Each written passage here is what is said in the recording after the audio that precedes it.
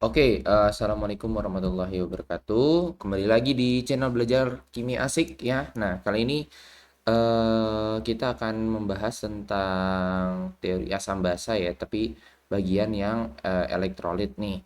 Nah, ini adalah contoh soal ujian ya. Jadi, kemungkinan soal ujian dari SER akan seperti ini ya untuk kalian. Jadi, tolong dipahami lagi ya. Jadi, kita coba bahas aja soalnya. Sekelompok siswa melakukan eksperimen uji daya hantar listrik terhadap 3 sampel air limbah. Ada P, Q, dan R menggunakan alat uji elektrolit.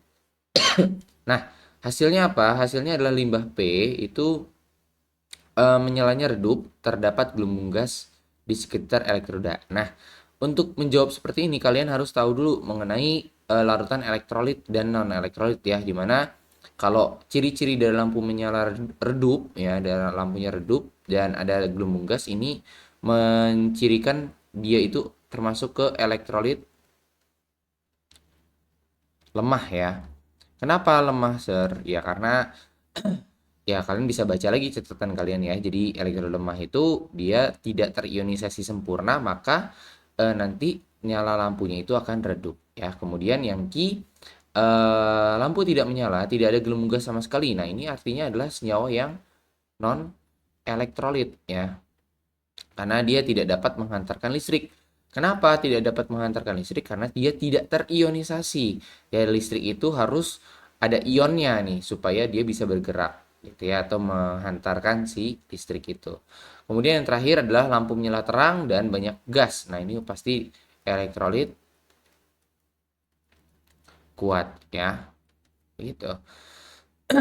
Oke. Nah, kalau kita lihat yang nomor satu pernyataannya, apakah benar? P itu tergolong elektrolit lemah, benar gak?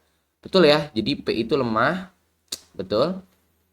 Di mana partikel zat terlarutnya hanya terionisasi sebagian dalam air, betul ya. Jadi nilai alfanya ini akan eh, apa ya, bernilai dari 0 sampai alfa sampai 1 ya. Jadi dia nggak 0 nggak 1. Karena kalau 0 itu non elektrolit, kalau mendekati 1 atau 1 dia kuat. Kemudian limbah R kemungkinan besar adalah senyawa ionik.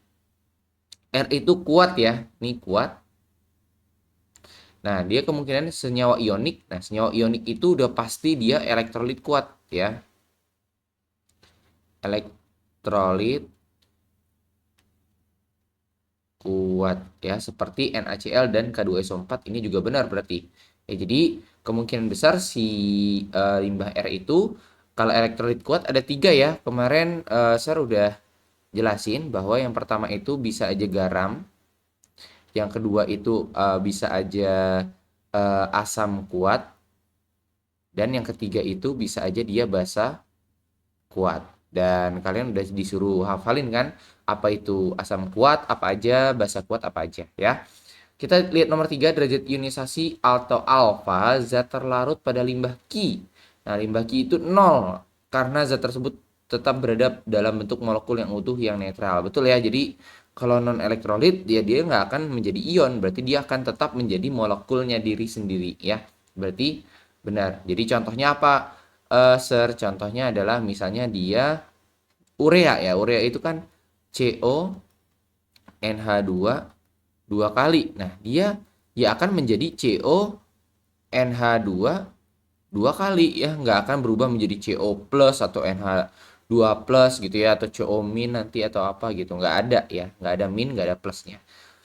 Yang keempat adalah jika diukur menggunakan alat konduktometer atau pengukur daya hantar. Nah, nilai konduktivitas listrik limbah P akan lebih besar dibanding R. Nah, daya hantar itu daya hantar. Nah, daya hantar itu berarti dia dapat menghantarkan listrik. Maka nilai nilai dari si yang elektrolit kuat,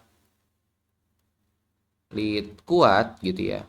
Itu akan pastinya lebih besar daripada yang lemah ya. Nilai yang lemah, nilai elektrolit lemah itu pasti akan lebih kecil. Kenapa? Ya karena dia tidak bisa menghantarkan listrik sebaik elektrolit kuat gitu ya untuk yang lemah ini. Makanya nomor 4 itu harusnya salah nih jika diukur menggunakan alat konduktometer. nilai konduktivitas listrik limbah P itu katanya lebih besar. Nah, ini salah nih, harusnya lebih kecil dong. Kan P itu kan yang lemah nih. P itu lemah, sedangkan yang R itu kuat ya. Jadi harusnya yang 4 itu salah. Jadi jawaban yang benar ya 1, 2, 3. Dan nanti waktu ujian harus ditulis juga ya cara-caranya nanti seperti apa. Jadi kamu kasih keterangan, OP ini elektrolit lemah, kenapa alasannya, Q itu yang non elektrolit, kenapa alasannya, R itu elektrolit kuat, seperti itu ya. Oke, paling contoh soal yang satu seperti ini, kalian bisa latihan untuk contoh soal yang kedua. Sebentar, saya masukin dulu untuk soal yang kedua. Kalian bisa latihan sendiri ya di rumah ya untuk soal yang kedua. Nah, seperti ini.